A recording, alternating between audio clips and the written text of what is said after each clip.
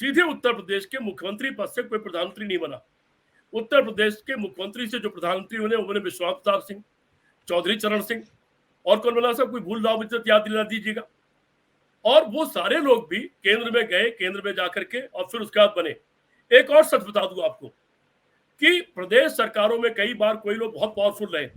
चौधरी साहब का टाइम हमको याद है, चौधरी चरण सिंह की वो हनक थी, वो बहुत छोटे टाइम का मुख्यमंत्री रहे, बड़े कम समय के लिए।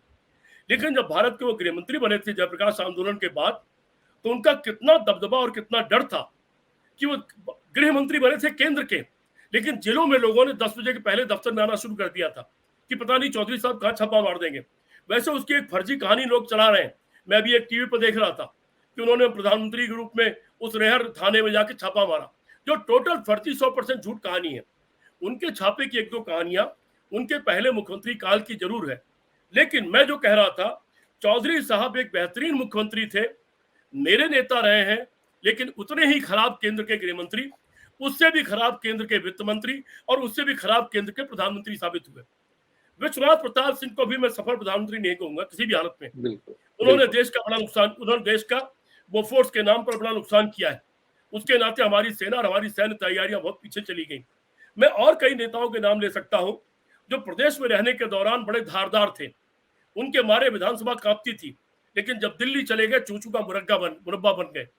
मैं योगी आदित्यनाथ में आज की तारीख तक प्रधानमंत्री का कोई मटेरियल नहीं देखता हूं।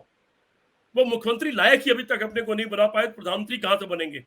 बुलडोजर चलाना डिस्ट्रक्शन है, कंस्ट्रक्शन क्या है वो बताइए। फूल फैलाना संविधान के खिलाफ है। संविधान कहता है कि राज्य किसी धर्म में हिस्सा नहीं लेगा, राज्य का लोकतांत्रिक स्वरूप किसी धर्म का हिस्सेदार नहीं बनेगा, और ब्यूरोक्रेट जितने इस धर्म के हिस्सेदार बन रहे सब बर्खास्त हो जाने चाहिए। ये उनके जो रूल्स हैं अपनी नौकरी के, उसके खिलाफ है।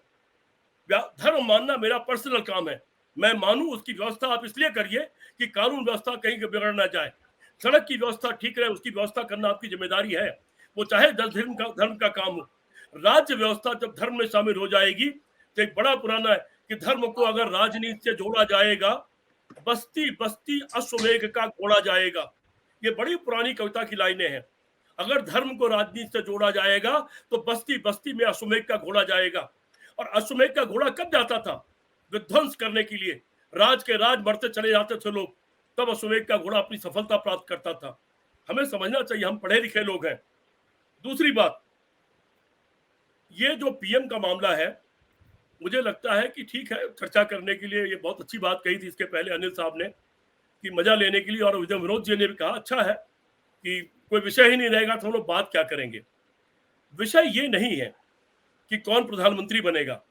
16 मई 2014 को 11 घंटे, मैं तो अब 2 साल से राजनीति में नहीं हूं कि क्यों लिखता पढ़ता हूं। नहीं सर, प्रधानमंत्री बनेगा। एक मिनट सर,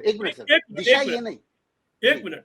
16 मई 2014 को, मैं अभी जो थोड़ी देर पहले प्रदेश वाली बात कर रहा था, 16 मई 2014 को 12-13 घंटे में लगातार टीवी पर था। 12-13 घंटे लगातार, अगल बगल 2 कुर्सियां होती थी, उठ के दूसरे बैठ जाता था। एक टीवी चैनल पर रात के 10 से 11, जिसमें संदीप, शायद उस वक्त संदीप चौधरी उसके एडिटर थे उस समय, मैंने कहा था उस दिन कि मैं भारत के एक बहुत असफल और अयोग्य प्रधानमंत्री को देखने जा रहा हूं। एक इफ लगा दिया था। अगर अहंकार अहमदाबाद से चलकर दिल्ली जा रहा है तो जितने करोड़ लोग मुझे सुन रहे हो इस वक्त टीवी पे बैठे हुए, क्योंकि उस दिन पूरा भारत टीवी के सामने था, वो लिख के रख लें कि अगर अहंकार अहमदाबाद से चलकर दिल्ली जा रहा है तो भारत अपने इतिहास के सबसे असफल और अयोग्य प्रधानमंत्री को देखने जा रहा है। और उस दिन ऑन रिकॉर्ड है, विदेश नीति, अर्थनीति, महंगाई, जिन पर मुझसे जो सवाल पूछे गए थे, जो जवाब मैंने दिए थे, वो आज तक अक्षरशः सही साबित हुए हैं। मैं बहुत साधारण इंसान हूं, बहुत छोटा इंसान हूं, बहुत आम आदमी हूं, लेकिन मेरे सारे जवाब सही साबित हुए हैं। इसलिए हमारा सवाल तो यह है कि देश बचेगा कि नहीं बचेगा। चाइना अरुणाचल पर कब्जा कर लेगा कि नहीं कर पाएगा। चाइना किसी दिन और आगे घुस जाएगा कि नहीं घुस जाएगा। हमारे आपके बैंक दिवालिया हो जाएंगे और हम उसके बाद एक एक पैसे को मोहताज हो जाएंगे कि नहीं हो जाएंगे। हम इतने बड़े कर्जदार हो जाएंगे कि देश हमारा दिवालिया दुनिया की निगाह में मान लिया जाएगा। हमारी रोजी रोटी चलेगी या नहीं चलेगी। हम बच्चों की फीस दे पाएंगे या नहीं दे पाएंगे।